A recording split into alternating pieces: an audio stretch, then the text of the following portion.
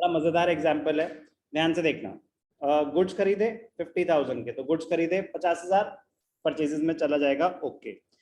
And paid cartridge 1,000, आपने सामान खरीदा, सामिया ने खरीदा सामान 50,000 का, एंड पेड कार्टेज, कार्टेज क्या होता है आपका? ट्रांसपोर्टेशन एक्सपेंस, किराया, रिक्शे का किराया, ट्रक का किराया, कुछ भी किराया, कार्टेज। क्वेश्चन, क्या 1,000 परचेज प्राइस में ही ऐड हो जाएगा या अलग से दिखाया जाएगा? श्योर? आप क्या कहते हैं? अलग से? करेक्ट, अलग से दिखाया जाएगा। तो रूल क्या है? व्हेन कार्टेज और carriage is paid at the time of purchases, किसकी बात हो रही है? गुड्स की। परचेजेस अकाउंट कब ओपन होता है? Purchases at the time of, मैं स्पेसिफाई करना चाहूंगा, at the time of purchase of goods.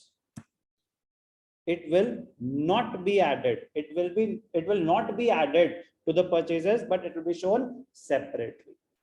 इसका मतलब आपने सामान खरीदा 50,000 का, तो परचेजेस में कितना जाएगा? परचेजेस अकाउंट एक्सपेंस है, कितने से डेबिट होगा? 50,000। कार्टेज भी एक्सपेंस है, सेपरेटली शो किया जाएगा। Cartage account debited 1,000, total payment कितनी हुई? कैश ही है, कैश अकाउंट कितनी पेमेंट हुई? 51,000। आप दो ट्रांजैक्शन भी पास कर सकते हो कि purchases account debited to cash 50,000, cartage account debited to cash 1,000।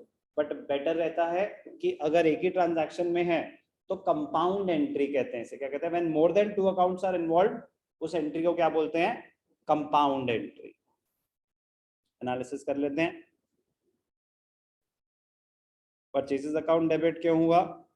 Expenses हैं आपके। कार्टेज डेबिट क्यों हुआ? एक्सपेंसेस हैं आपके। कैश क्रेडिट क्यों हुआ? आपके एसेट्स डिक्रीज हो रहे हैं।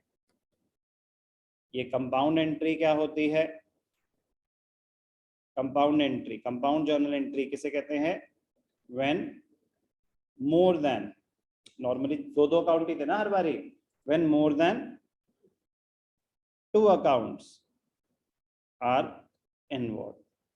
तो ऊपर जो हमने ट्रांजैक्शन करी थी ये भी कंपाउंड एंट्री ही थी, ये नॉर्मल सिंपल जर्नल एंट्री होती है। ये कंपाउंड एंट्री तो कोई फर्क नहीं पड़ रहा, सिंपल सी चीज है, बस एक टर्म है जिसका मीनिंग पता होना चाहिए। Compound entry when more than 2 accounts are involve.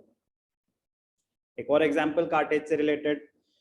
Shashwata purchase goods worth ₹1 lakh from Samya and paid cartage, and cartage of 10,000 was paid.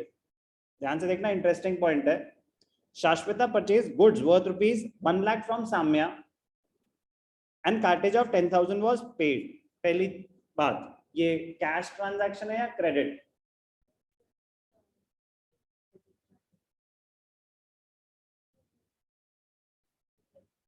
It is a credit transaction, क्योंकि साम्या का नाम दे रखा है। कार्टेज वाज पेड, यही तो मैं कह रहा हूं ना, यही तो फंस सकते हो कि सर यहाँ लिखा है paid, cartage was paid, goods purchase from Samya 1 lakh, now that is a credit transaction. Apart from that, cartage of 10,000 was paid, तो कार्टेज आप कैश में पे कर रहे हो, सामान आपने क्रेडिट पे खरीदा है। क्लियर है कहानी? अब इसको दिखाने के दो तरीके, तो ध्यान से देखना। पहले एक ऑप्शन है कि आप एंट्री को स्प्लिट कर दो। सामान खरीदा, purchases account debited to Samya, कितने का? 1 लाख का सामान खरीदा, और क्या हुआ? ठीक है, नरेशन प्लीज आप लिखेंगे अपने आप। गुड्स परचेज फ्रॉम साम्या, इसके बाद मैं नरेशन नहीं लिखूंगा, वो प्लीज कॉपी पेस्ट है, उस पर टाइम वेस्ट अभी मैं नहीं करूंगा, आपको कॉपी करना है, लिखना है। Cartage account, cartage direct cartage, cartage paid लिखने की जरूरत नहीं है, cartage account it is an expense only. To cash account, जब तक वो बोलेगा कि चेक से है, आप ट्रांजैक्शन कैश की मानेंगे। कोई डाउट? या तो आप ये दोनों एंट्रीज पास करें, या फिर एक सिंगल एंट्री कंपाउंड एंट्री क्या हो जाएगी? Purchases account debited, cartage account debited to Samya to cash. सामान कितने का 1 लाख, कार्टेज कितनी 10,000, क्रेडिटर्स कितने हैं 1 लाख, पेमेंट कितनी करी 10,000। कोई भी डाउट? इजी। तो क्या था ये? Purchase of goods. कैश पे खरीदे, क्रेडिट पे खरीदे, तो जो आपका क्रेडिट वाला पॉइंट था वो क्लियर हो गया।